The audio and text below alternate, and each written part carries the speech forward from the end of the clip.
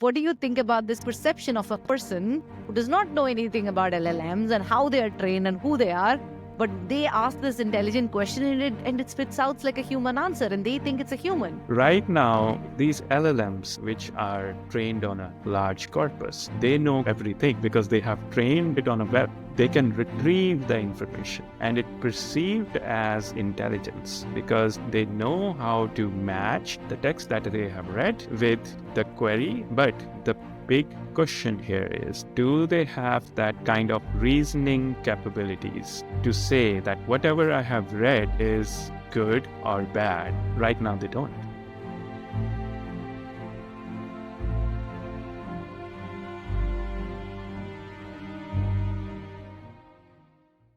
Hey everybody, welcome to another episode of the Data Neighbor podcast with Hai, Shravya, and Sean. Today your hosts are Hai and Shravya. We are here with our special guest, Karan Singh, who is currently an engineering leader and also a senior software engineer at Salesforce. We have really exciting topic today to talk about AI, LLM, and what you need to know to get into this field. With that, welcome to the show, Karan. Thanks for having me, first of all.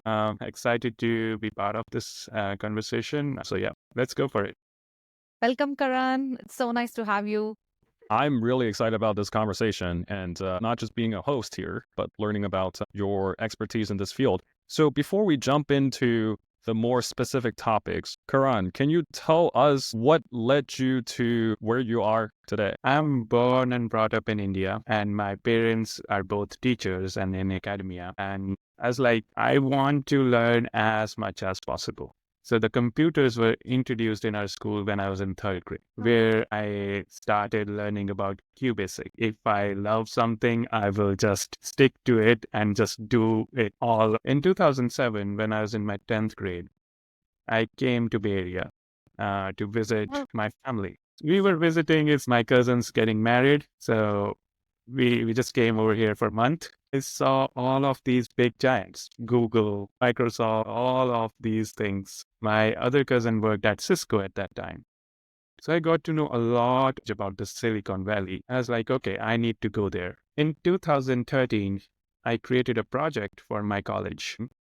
And the project was an Android application, which is kind of a mobile ERP solution. At that time, Android and iPhone, like these applications they're picking it up. Like, I want to go into the platform and have seen all of these APIs, this framework that Google created. Google became my dream company. I want to be working in the EOSP side of this Android. I want to be an enabler who can help others build applications. So that's where it started that, okay, now it's right time to do a master's. And I came in 2015. I didn't work back in India at all. I came here and I started my master's at San Jose State in software engineering with a goal in mind that, okay, I want to learn more and more about new technologies. Hey, Karan, one question for you. So as a 10th grader, if I remember myself, my priorities were, how do I get home fastest from my high school such that I can start playing my video game? How did you end up being good at stuff that I'm guessing most high schoolers at your age is not going to touch? And how did you even know that Google is the cutting edge there? So a lot of things came from my culture, my family. My parents were in academia. I'm more of a guy who loves playing video games as well. I'm not different than anybody else. But the difference was I want to know how it worked. I want to know how we can build it, right? Build the video games. Yeah, build anything with software and specifically video games. I just don't want to be a player. I want to build stuff. So do you know, Karan, like growing up, is it an influence of like your parents that you said? Because the two types of kids that grow up with a parents who are very already in academia or already like in that field, you either don't want to be them at all and choose maybe wanting to become, I don't know, a pop artist, or you end up wanting to become exactly like them. I'm actually interested in understanding like this core value system of yours, wanting to pursue the same path as your parents or, you basically got inspired. Like, what do you think was it? Yes, it's more on that, and also they share their stories. So, as a family, we come from very humble background. My parents studied in an era where they didn't even have money, and they went to very, very prestigious universities. Punjab University is very prestigious back in India, and my father did his MSc, Master of Science in Physics, and then Master of Philosophy in Physics. So it's very inspiring story. And it inspired me that, okay, I want to do something big too in my life. It's so fulfilling to hear your story about, you picking up that inspiration from your own family and parents and took it seriously and, grew from there. Yep. Yeah. I just want to become somebody like him. Yeah, that's great. I mean, for the ones that don't have parents that are someone that you want to become, there's always mentors that you can reach out to, like who is the right person that I really look up to, or if I'm interested in certain fields, who is somebody I want to model after. That works the exact same way. So love that. So you came to America for your master's. What comes next? Yeah. I thought Android is everything, but no. Steve Jobs. Yeah. So yeah. So there is web, there is other technologies that I have to learn. So I picked up the whole MUN stack and all those things really quickly. And it felt like whatever I am doing, I'm just playing with data. Even I'm creating applications, what's flowing is data. It is sitting somewhere, you are massaging it, and then you are showing it to the people. The crux of any application is data. So that's where I came with this thing that, hey, I have to pivot. So I took courses of big data and mining, machine learning, and it was my minor in my master's. I always keep two pivots about my 2 years plan, like what I want to be. So in 2 years, a pivot, first thing is I already know Android. Yeah. And the second thing was this data. So my master's project was something named as cardiac reviver. There was someone known who just got a cardiac arrest and he was reviving out of it. So I got an idea from there that, okay, I should create a data-driven application, which they can use to see what they can do to make sure that they are progressing further. At that time, Apple came up with iWatch. What we did is it's more of a live streaming of the data flowing from Apple's iWatch to an Android application or an iOS application. And then it goes to our server back where we are doing like a machine learning algorithm, which is predicting their speed of walking. Are they moving up? Are they climbing the stairs and all that stuff? It was more of a recommender system where they're recommending, hey, stop, take a break. You're doing too much. And that's what was my master's major project. That being said, I did that. But again, I got job in Android space. And I pursued that as like, okay, data always was there in my mind. So I pursued that career for 2 years. Then I had to take a pivot because I got married and my wife was joining me. She did pursue her master's in computer science and engineering, but this time with major in data science. And back in 2017, deep learning wasn't that big of a thing. It was just coming up. But when she started her master's, deep learning was a thing and professors were teaching it. So I just hold a book for like whatever assignments you're doing, I will do it with you. You do your own, I'll just do it and gain all the new knowledge about this because I wanted to pivot. My director, who I report back in my first job, the company name was Point, he joined a company called True Accord, which later became True ML as a CTO. I picked up my phone and called him. Hey, I want to get me into this data space. I just want to explore this field. So that's where I started this data career. In financial world, it's not that easy to deploy machine learning. Like at Meta, at all other things, you can do mistakes and still you say, hey, sorry, it happened. Bug error reported. Yeah. uh, in fintech, You cannot do that. Your models have to be heavily guarded and in compliance. So I got in there as a senior software engineer who was in charge of deploying the machine learning models. I was working with a team of data scientists, and we share a same repo. So they were putting the models code there, and we were reviewing them. We were creating the compliance layer on top of it, and then deploying it into the production. So that's what we were doing.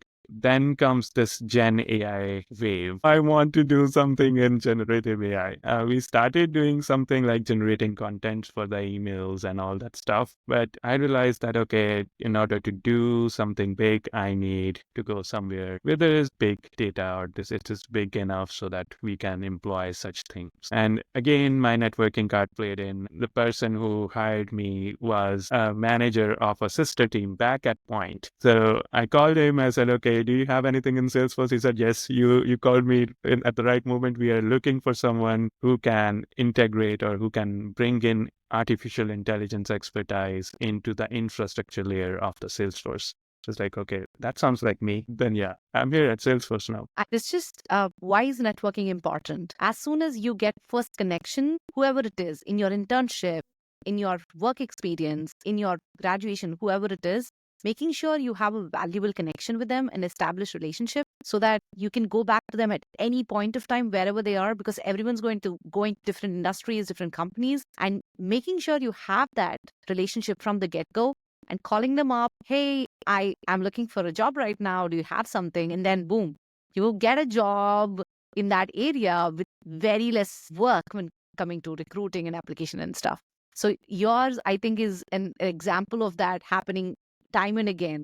So I think that's very important for people to remember doing as part of their masters, as part of their internship, as part of their work experience, how important it is to establish that first good connection and that value exchange system. A lot of people would be thinking about, hey, things are changing so fast. If I'm always chasing the cutting edge, then I'm effectively always on the move. It's okay if they don't do that. Just be open-minded about trying out new stuff in the context of what you're doing right now, because Gen AI, deep learning, large language models that we're going to get into is going to help you be more productive in whatever you're doing. So, Karan, Gen AI, how did we get here now that you've seen the other side? Yeah, it's good to know from where we started. Back in 1960s, we were thinking of this AI as a rule-based thing where we define rules and then it mimics us to say that, okay, this is the intelligent system. So that's where it picked up that name, that artificial intelligence. Basically, we are mimicking the intelligence from humans. Later on, then we moved to more of a stats word, probability with HMMs and all that stuff, where we used different classes for, hey, is this a proverb? Is this verb? What should come next based on the probability? That laid the foundation for newer models, which I call it traditional machine learning. You have logistic regression and all other things where there's some sort of a classification that you are doing, and then on top of it, you are doing some sort of a probabilistic analysis.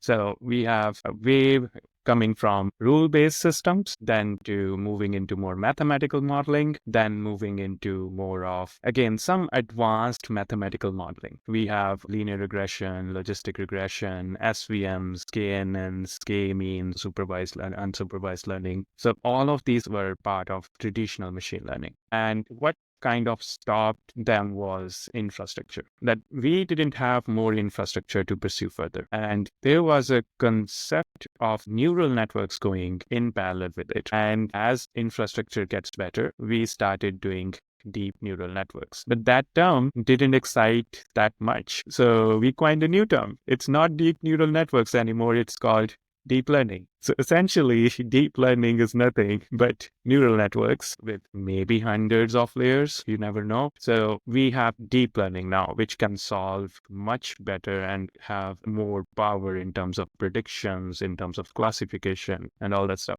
Let's put RNN into this thing, LSTMs into this thing, CNN into this thing. These all are like deep learning models. Just summarizing what Karan said till now. So what is artificial intelligence today? Started off with rule-based systems and then statistical probabilistic models, then moved on to I would say, what is it? Supervised machine learning, which is or traditional machine learning, logistic regression, linear regressions. And then neural networks concept started somewhere in between and then started deep learning. And probably after that is where LLMs, Gen AI, and in future, like AGI. So this is the process, right? Yep, yep, exactly. Yeah.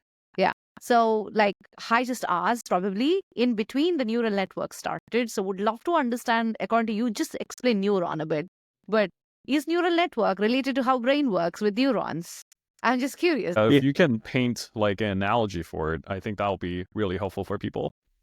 Yes, yes. Artificial intelligence got its name from we want to mimic the intelligence from humans. Now, which organ performs that part? Everyone knows that brain, right? Brain consists of neurons. So I would say neural network in artificial intelligence takes that analogy from it, that there are small units inside our brain that are interconnected to perform a complex task. So small units can perform very simple task. Input to them will be like our eyes cortex, like light falls on a retina and then goes to the brain. That's the input, right?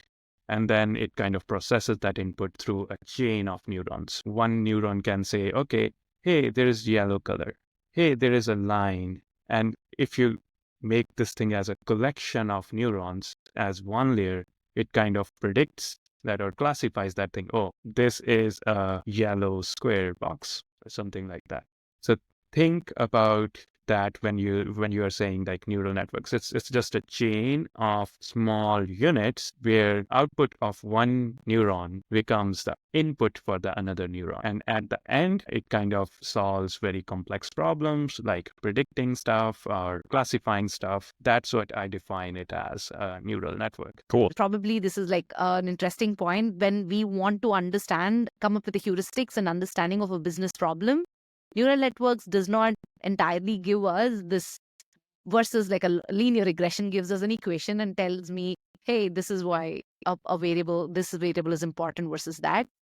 You could probably do that with neural networks too, with some variable understanding in the weightage too.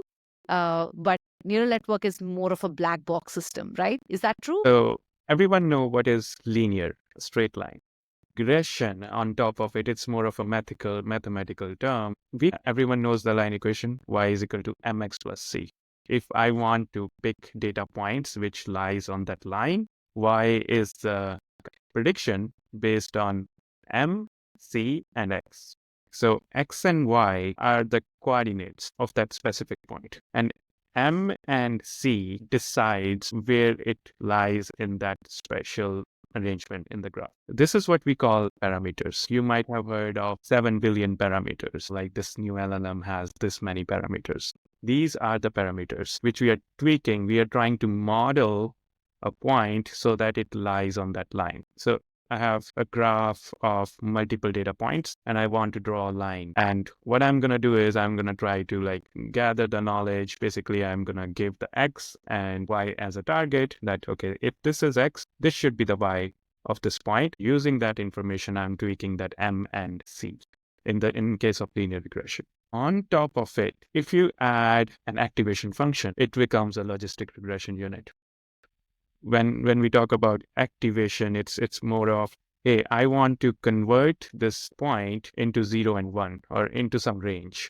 I want to see where it lies. And there are so many functions, I don't want to go there. People can look into it. Like most famous is sigmoid function. Right now we don't use it. We use ReLU and all that stuff. That's kind of a unit or a neuron representation in mathematical terms inside that neural network. So it does have some sort of connection between linear regression to this. So we can't really say that, okay, this is purely black box, but we still don't know how our brain works. It's just how we mathematically computed that, okay, this would be artificial neuron looks like. First of all, something linear, which has some parameters, and then we activate it. That's basically the output to the next neuron. Once it is activated, we just pass it to the something else. And if you have a chain of it, then that becomes a neural network, and that could have 7 billion parameters and all that stuff. So could you maybe define that for us? Like, what is a large language model? And Karan, you're on a timer for 30 seconds. Let's see. Sure. Large language models, as the name defines, it's more of a models or neural networks that are trained on a huge data set so that they can predict what's come next. That is it.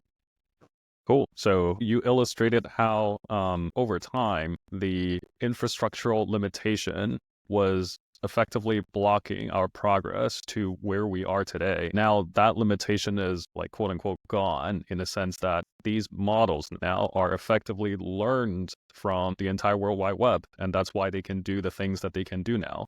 What's an example of a LLM that people are familiar with, probably have heard of, Karan? ChatGPT. People are aware maybe of ChatGPT, but can you give us some insights into what's happening in the LLM world? Yeah. So the top players are like top 1% of the companies because they have the infrastructure. Previously, let's say, even if they have the money and if they have the infrastructure, they still can't do it because it's going to take ages. Now, with this is a concept of transformers. They can train in parallel. They can put their money, they can build that infrastructure pool, and then they can train. Typically, the top 1% are the major players, which includes OpenAI, Microsoft, Google. I would also put uh, Elon Musk's XAI into the same thing because they also came up with it, right? So these are the major. Anthropic?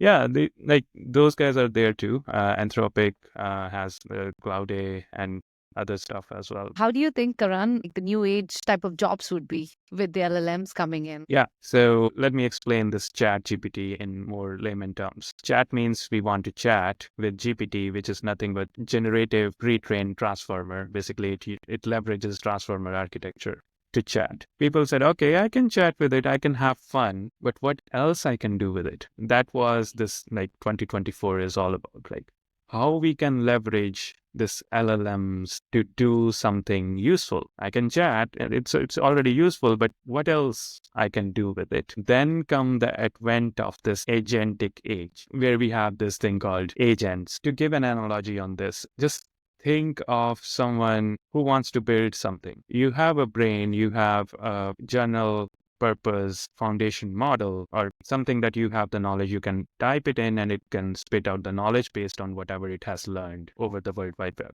If I provide that brain some hands and tools to do that stuff, like let's say I'm a builder, but I can't build my house without hammer and other things. So I need some tools. So to build everything, I can leverage my brain. Okay, to put a nail into the wood, I can use hammer. My brain can tell me that part. So similarly, to build applications, these agents would be so powerful. You can do so much things with it. You can ask LLM, okay, send an email to this guy. It will write an email and then, okay, you can say, okay, send it to this guy. And imagine there is a tool where it integrates with SendGrid. If I want to send an SMS, let's integrate it with Twilio. I created a tool where it has this content and then it uses Twilio to message. That becomes your software.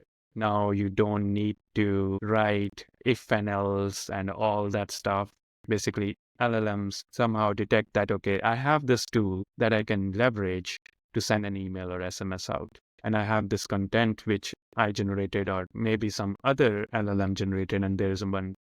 You can have some sort of a supervisor agent where one agent is only responsible for this handshaking, where I want you to write an email for me. Okay, here is the content. Back to you. Okay. Oh, I have this content. Now I want Twilio tool to use, or I want SendGrid to send this email to this friend. And that's it. This work, maybe in the traditional software engineering, might take a month to build. Over here, you just have to set up an agent where you have two tools, one writer and another is like email sender, maybe third one enable or put as a SMS sender, and it automatically infers what needs to be done. And that's your software. You can take that analogy of software as a service. So these new agents are going to be software as a service, but without actually traditionally coding it. It can just do it on its own.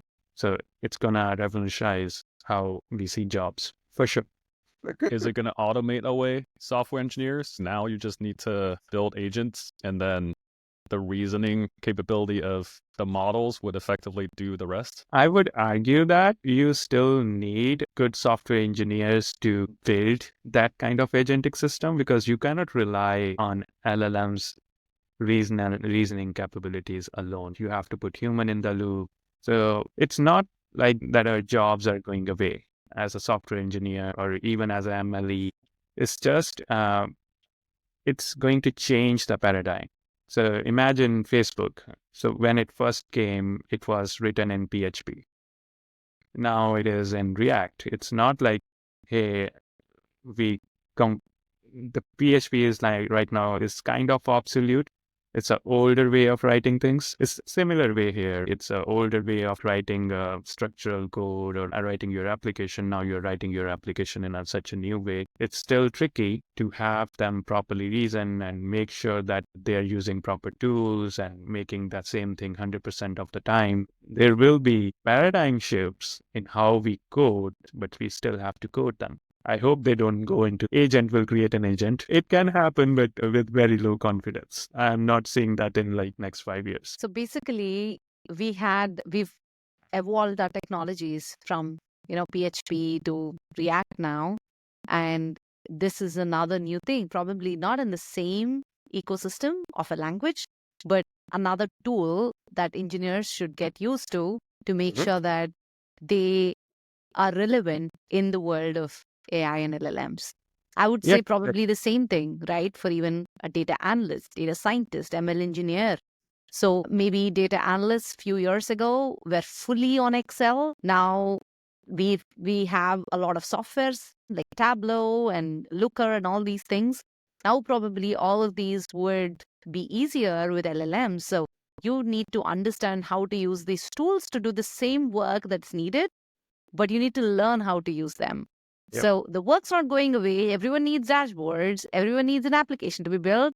We have a different way of building it. You better learn that different way if you Yes. want to keep your job or stay relevant. Yes, that's exactly it. Basically, it's changing, but it is changing for good. You will have better crafted applications. Maybe you don't need like X amount of people to build such stuff. People can utilize their time on other things, be more creative with it, fast experimentation. Suppose I want to open a company or a startup and I don't want to invest in 10 people. I can build an agent and try it. One man army, that could be a thing.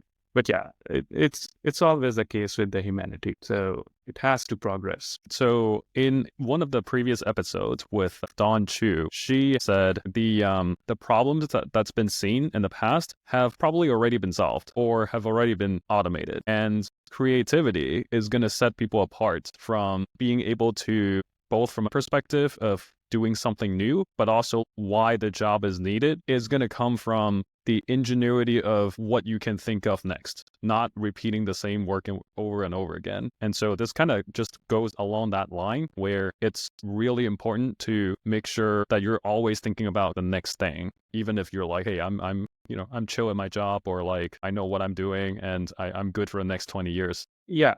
On top of it, I think you hit a very important point that your creativity and your domain knowledge will help you. Agents are there, or this LLM is there, which can help you, but you need to prompt it. You need to prompt it in such a way that it can give you something meaningful. So it's your domain knowledge which will enable you to prompt or to build an agent in such a way that it can do the job way better. Suppose tomorrow I say, okay, I'm gonna build a spaceship and I don't know anything about spaceship, and I say, okay, agent, can you build me a spaceship? It will build it, but I don't know it will run or not. So that brings a very important point that I want to tell people is asking questions, asking the right question to the right in the right format is very important, and you can ask the right questions when you know the subject enough. Prompt engineering, working with ChatGPT, working with agents is all about telling it what to do. If you yourself are not aware of what's the right way to do it, how can you go tell it what to do? Knowing your domain knowledge, being an expert in an area is going to be invaluable, because that's where agents learn from. That's where like LLMs learn from too. Your unique quality that you bring to this world, LLM does not know about it unless you did hundreds and thousands of blog posts on Reddit just about your entire life. Everyone still has tons of valuable information in their brains that LLMs does not know about. So the only thing is a person understanding what value they can bring to this ecosystem of whatever profession they choose or whatever domain they choose. and utilizing it in the right format with an LLM is what will make them stand out and, be relevant in this world. Yep. Totally. And on a related question, what are the limitations today, Karan? Yeah, Or sure. I actually want to pose another question, the same thing, but the other side, flipping it is, I remember talking to one of my cousins, a really younger cousin, they're like in the 6th grade, and they're telling, ChatGPT is the most intelligent human I've ever seen. I don't know, my dad doesn't know anything, my mom doesn't know anything, ChatGPT knows way more than them. What do you think about this perception of a person who does not know anything about LLMs and how they are trained and who they are, but they ask this intelligent question and it spits out like a human answer and they think it's a human? Yeah. So imagine a person who has read a lot of books on a specific topic. And that guy doesn't understand it just yet, but he read it and he has a photographic memory. And you prompt that guy saying that, hey, can you tell me anything about it? And since he has that photographic memory, he can go back and say, okay, hey, this is the part which is relevant to the person's query. So And searching, basically, searching through its memory. yes. So right now, these LLMs, these are just traditional models or neural networks, which are trained on a large corpus. They know everything because they have trained it on a web. They can retrieve the information and it perceived as intelligence because they know how to match the text that they have read with the query that they want to answer. But the big question here is, do they have that kind of reasoning capabilities to say that whatever I have read is good or bad? Right now, they don't. If it has been trained on a factual good data, then yeah, every time it will say whatever it is written and it will be perceived as intelligence because whatever it is written is true and people will say, oh, okay, yeah, it is spitting out proper information and it is true. So it is intelligent. Let's say I trained the LLM on bad data and I ask the question, in no way it can say, hey, no, this is wrong because whatever I have read is not correct. And that's why I'm saying that I cannot answer it because I don't know it. It will still spit out the answer. And even if it is wrong. So that's the challenge. So today, when people ask a question to an LLM and it gives an answer, the perception is that LLM thought about it and gave me an answer. It did not think. It retrieved information, searched, and did a great, wonderful job at getting all this information and made it coherent enough to give it back to you. It does not know if it is right or wrong. All it did is it searched and made it in a coherent format that's humanly readable and sent it to us. Yes. If the LLM was trained on something ineffective, very wrong data that it found on internet, then it's going to give you wrong information because it's not thinking if it's right or wrong, if it's not reasoning enough yet, at least. That is right. And I'm not saying it from myself. There's a famous researcher, Subbarao, who has a lot of papers written on it. And other researchers have also written on it. In fact, I wrote a paper which is in submission. I cannot talk about it right now. As soon as it gets published, we can talk about it. So the reasoning capabilities are still controversial. As you said, it is an effective information retrieval, which is an aspect of intelligence. It can still find the information and spit it out for you, but it's not yet there that it can reason on what it is going to spit out. It doesn't know if it is right and wrong. On the other hand, human will, like even if it read, and if it read the counter argument or something else, it can reason on it and kind of say, okay, no, this is not right. I can negate or delete whatever I have learned if I learn something new and say, no, whatever I have read before isn't right. They don't have that kind of capability. Also, So- if you probably ask it about some ethnic traditional stuff from South America or India, I'm sure it does not know because people did not feed it that information. That information is not in Reddit or in World Wide Web for it to know the apt information, right? Yeah, and that's what we call as hallucination. So again, LLMs are models that are predicting what's going to come next. Suppose we are giving some prompt to us. It's like we are we're asking it a question. But to an LLM, it's more of like, okay, this is the prompt, this is the sequence, I need to complete the sequence. So it will hallucinate if it doesn't know the answer. It's going to come with this beam search probabilistic analysis saying that, okay, then this will be the next word. So that's where the RAG comes in and other things come in, where we supplement the information to fine tune the LLM, and it can be used as a tool in the agent. You can say that, okay, agent, go into this knowledge base. Don't trust your knowledge, erase your knowledge. Don't use whatever you have in your parameters. Focus on this knowledge that I provide you and retrieve from this and apply further tools on it and come up with something for me. This is where every company could use their domain expertise. You give it, you leverage this big corpus that it got trained on so that you don't have to do all that work, and give your domain expertise. And this is the retrieval augmentation. You basically give it that and tell LLM or the agent, in this case, give more weightage to my information that I provide you, because this is sure. I don't know what you got trained on, right? Yes. And then Yes. leverage that and give me something sane out of it rather than hallucinate if you don't know. Yes, agreed. 100%. On top of it, what I would say, it is leveraging best of both worlds, right? LLMs are trained on huge corpus. They know the grammar, they know everything. We leverage that part. And then we provided this subset of knowledge that we know is a true knowledge that it can utilize for the better retrieval purposes like fact-based knowledge. And also we can do some sort of a source tracing with it. We know from where it is coming. It's because it's not in its parameters. It's more of like chunks that it is retrieving from a document.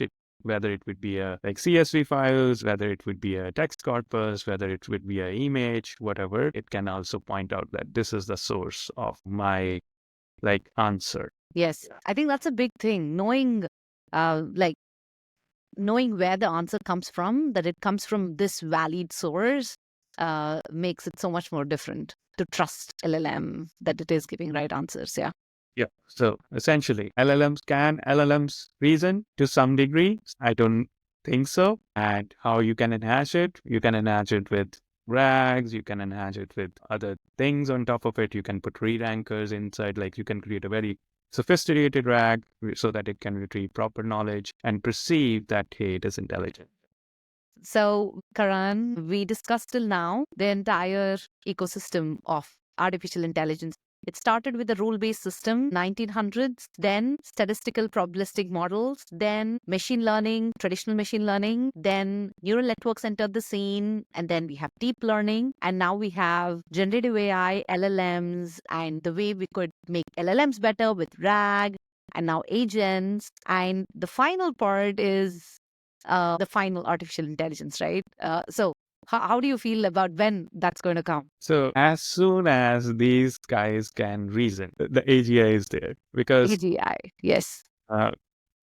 we have the data. Basically, we have a way now to train it on large corpus. That blocker is gone. That's always refinement, but we already have a way of training it on large data. On top of it, if we can somehow put that reasoning module, there are some efforts on it, like we have this React agent, Revu agent, where we prompt LLMs in such a way that we force them to reason, but essentially we are forcing them to be more effective at the knowledge retrieval. If we can figure that part out, then yeah, we can say for sure that AGI is here. So a lot of effort. Even you can see that's new OpenAI, like 12 days. They have came up with the new models and they are very good at reasoning. They're also doing the same thing.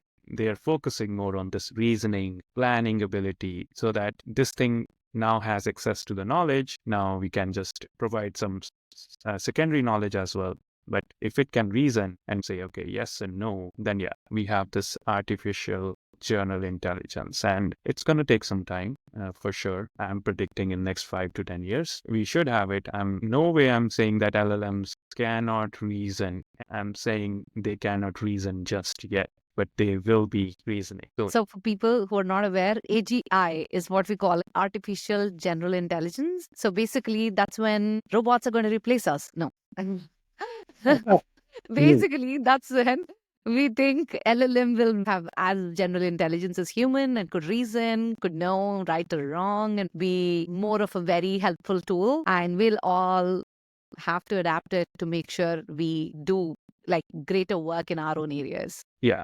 On top of that, there will be another stream of work that is going on, which is called responsible AI. Even if we achieve AGI, how do we make sure that it doesn't go bad? So we have to develop it responsibility. We don't want to go back where our ancestors fought back so hard to remove some biases. We don't want AGI to do the same thing with us, right? So all that stuff will continue. This is not the end, right? But I think good days are coming in terms of AI and AGI soon. Hey, Karan, for our listeners who want to get involved in the field and they're like, hey, I want to help it reason, or I want to make sure it doesn't reason in a rogue manner, what are a 3-step guide for them to get into the field? Yeah, first of all, since they are trained on large corpus, we need to identify where they are bad at reasoning, where they cannot plan. We need to figure it out that, okay, this is why they are not able to reason. First of all, we need to come up with a problem statement. So a lot of research has been going on this. There are research papers that are coming out which says, okay, hey, LLM can do this, they can do this and that. So they can get involved in it. Once you find one area, you can further research on it, like come up with a better architecture or put something there which can enable them to reason, or it could be in the bias area or like responsible AI area that, okay, you want to constrain AI in such a way that they can be responsible for whatever they are doing. So that's where I think the new researchers or like somebody who is just joining PhD program can bring their expertise in. For someone who is in professional industry, I think just learning about this agent wave, we don't have to reinvent the wheel. LLMs are already there. We can build some tools with it. And if we have to put human in the loop, put it there. If we can enable or if you can learn about that, you are already a step ahead and you are already into the AI, because that's the next step into the artificial intelligence. So, Karan, another question. Let's say this person does not know anything about AI today, anything about LLMs. They know that ChatGPT exists. What are the top 3 to 5 things that you can tell someone to understand this world? What should they be doing? If they really want to understand, go through this whole timeline, how this thing got evolved and how this thing got into that LLM space. If they're not technical enough, then I think they don't need to. Just think of LLM like a source of information retrieval.